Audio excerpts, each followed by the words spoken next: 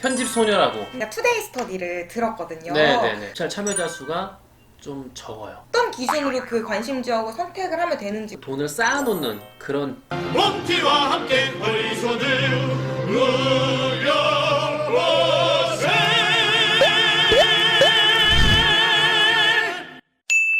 네, 안녕하세요. 홍티 인사드리겠습니다. 옆에 계신 분은 또 누구실까요, 근데? 네. 누굴까요? 홍티 형부 영상을 편집해주는 편집 소녀라고 닉네임을 붙였는데 뭐 괜찮아요?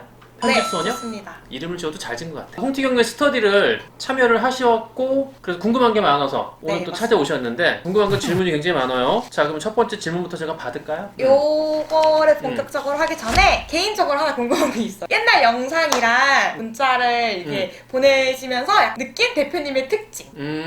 친구가 두 개가 이렇게 똥 있고 문자도 그렇게 보내시더라고요. 네. 평소에 이제 말씀하시는 걸 보면 정리가 네. 딱딱 되고 이렇게 말씀을 하시는데 예. 문자는 약간 점점 아련한 느낌이 있어서 그거를 왜 점점을 하시는지 엄청 궁금했어요. 원래 마침표가 이제 3개가 들어가면은 뭐 여운이 많이 남는 거잖아요. 점 하나면은 뭐 어떻게 끝나는 거고, 그 중간 역할이 이제 점점 2개니까 2개면은 자 이렇게 하시는 게 어때요? 그렇고 하라는 뜻인데 강력하게 어떤 요구하는 것보다는 조금 유연한 뭐 그런 뜻이라고 저 스스로 생각했어요. 부드러운 권유다. 그렇죠.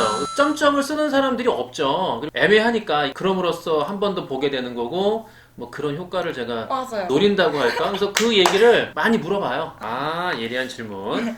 자, 물어보세요. 뭘 물어보시려고 하셨나? 이번에 네? 하면서 굉장히 많은 사례들을 꼭 네. 배웠어요. 네. 근데 이 사례들을 보면서 느낀 게 처음 경매 물건을 조사를 한다고 하면은 어디를 할지를 정해야 되잖아요. 네. 어떤 기준으로 그 관심 지역을 선택을 하면 되는지가 궁금하더라고요. 정답은 한 단어로 압축이 돼요. 돈. 내가 갖고 있는 돈이 자금이 예를 들어 5천만 원이다. 그 5천만 원으로다가 할 수 있는 범위가 정해져 있잖아요. 5천만 원을 가지고 강남에 15억 아파트를 검색을 하면 저는 이게 안 맞는 거잖아요. 서울은 좀 배제하고 경기도로 넘어갈 수밖에 없으니까 뭐 인천 아니면 뭐 시흥, 뭐 안산 이런 쪽으로 내 돈에 맞출 수밖에 없다는 거죠.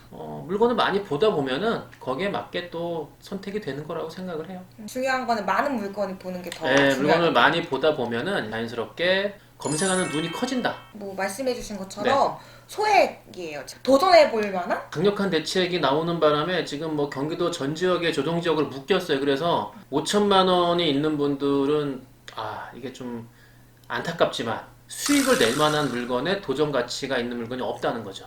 대출을 많이 받아 경매하는 게 목적인데 결국에는 대출이 안 나와버리니까는 갖고 있는 돈은 한정돼 있으니까. 당분간은 좀 어렵다. 근데 중요한 거는요, 내년에 가면 또 다른 소식이 올 수 있잖아요. 암울해하지 말고 다음을 기약하면서 열심히 종잣돈을 모으셔라. 그럼 지금 열심히 모을 때군요.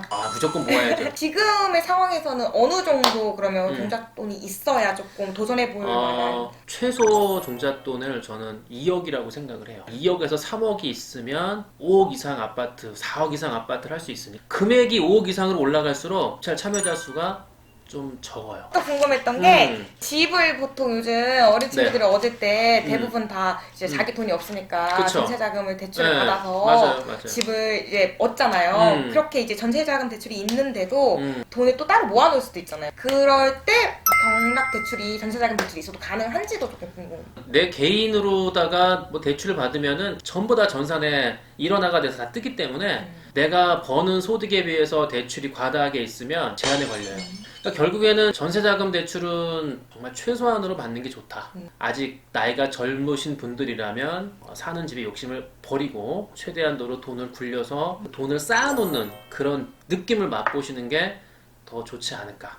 이번에 스터디를 들으면서 네. 숙제를 또 내주셨잖아요. 매일 스피드 그냥 검색해서 물건 많이 보는 거랑 부동산 전화해서 그렇죠. 시점 물어보는 거 그리고 부동산에 방문을 해서 이제 조사를 해보는 거를 그쵸. 말씀해 주셨는데 제가 해보려고 했는데 직접 찾아가는 게 생각보다 좀 쉽지가 않더라고요. 이제 그럴 때 조금 부동산 같은 데 가서 이렇게 쉽게 대화를 좀 풀 수 있는 약간 꿀팁? 이런 게 있는지. 물어볼 때 처음부터 뭘 물어볼지 모르니까 많은 분들이 경매 물건을 보고 물어봐요. 그러다 보니까 사장님들이 뭐야 이거 경매로 오구나 라고 눈치를 채기 때문에 조사를 저는 이제 나중에 능숙하게 될 때까지는 부동산 밖에 붙여놓은 이렇게 A4용지 붙여놓잖아요. 네네. 그 부동산에서 보유하고 있는 물건이거든요. 그러니까 그 물건에 대해서 물어보시는 거예요. 그러니까 밖에 그 방 3개, 뭐 화장실 하나, 그 집이 어디 있는 거예요? 그럼 얘기할 거 아니에요. 이거 좀 깎아주실 수 없죠? 그러면 아, 그건 안 되겠네. 그러면은 다른 거 혹시 없을까라고 자연스럽게 물어보는 거죠.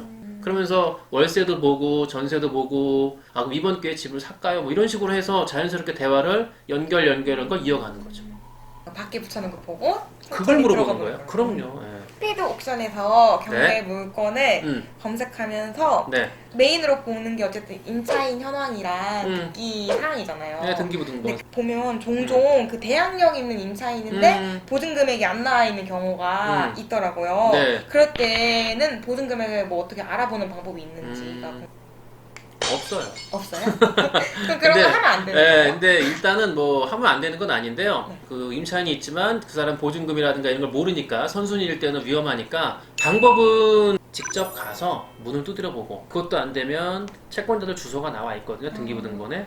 그러면 채권자들을 직접 찾아가요. 전 주소로. 선생님께서 가압류해 놓은 집, 뭐 저당 설정해 놓은 집, 거기에 임차인 누구누구 살고 있는데 혹시 그분 아세요? 이렇게 물어보는 거예요. 그렇지 않으면은 뭐 알 수 있는 방법은 없고. 그런데 은행에서 돈을 빌렸는데 선순위 임차인이 있다. 거의 99%는 가짜겠죠. 소유주가 아닌 제3자가 살고 있는데 돈을 빌려줄 리는 없으니까. 근데 이제 은행이 아닌 개인 근저당일 때 이거는 모르죠. 그럼 어쨌든 보증금이 네. 미상으로 나와 있는 네. 이유는 본인이 선순위이기 때문에 어차피 대항력이 있어서 안 알려주는 경우나 그런 경우보다는요. 네.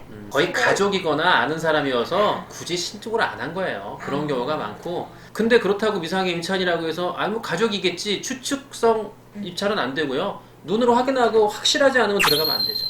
그럼 약간 이렇게 지금 네. 어려워진 상황에도 불구하고 경매를 계속 이어가시려고 하는 분들에게 조금 약간 좋은 전망? 조금이라도 희망적인 부분이 있다면 뭐가 있을까요? 당장 지금의 여건이 안 좋다고 해서 포기할 필요는 없다는 거죠. 그리고 어차피 대책이 평생 가는 건 아니니까 언젠가는 이게 또 여유롭게 할 수 있는 분위기가 형성이 될 거란 말이죠. 그럴 때 또다시 시작하려면 또 배워야 되니까. 그러니까 지금부터 미리 부동산 조사하는 방법, 검색하는 거 많이 보고 많이 다니면 부동산에 눈이 넓어지니까. 커플들이 보통 만나면 돈 쓰는 일만 하잖아요. 그거를 약간 데이트로 해도 좋을 것 같아요.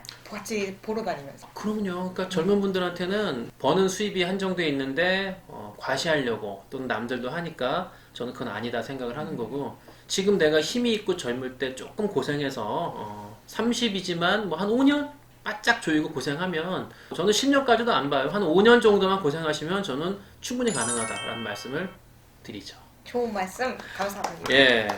일단 네. 그 제가 투데이 스터디를 들었거든요. 네네네. 스터디랑 오늘 홍티님의 이런 질문에 대한 대답을 들으면서 느낀 점은 가장 중요한 게 약간 마음가짐인 것 같아요. 그렇죠. 급하게 뭔가를 이뤄내려고 하면 안 되고 맞아요. 내 주어진 상황과 그런 거에 맞춰가지고 맞아요. 차근차근히 그렇죠. 이끌어가는 마음가짐이 되게 중요한 것 같은데 맞아요. 그런 마음가짐을 가질 수 있도록 좀 도와주는 느낌이 많이 들었어요. 제대로 보셨네. 투데이 스터디를 약간 해보고 싶다 하시는 분들은 좀 이제 진짜 처음 시작하시는 분들이 마음가짐을 좀 다잡고 처음에 어떻게 시작하면 좋은지 이런 게 조금 궁금하신 분들이 참여를 해보시면 되게 좋을 것 같다라는 생각이 들었어요. 그렇죠. 초보분들은 이제 압축해서 끝내는 게 좋을 수 있죠. 맞습니다. 네. 저도 해보나요 오늘 드디어? 안녕. 보기만 하던 거? 자, 그러면 여러분 오늘 편집소녀와 함께한 또 궁금한 거 풀이 네 여기까지 하고요. 다음에 또 좋은 영상 가지고 돌아오도록 할게요. 안녕.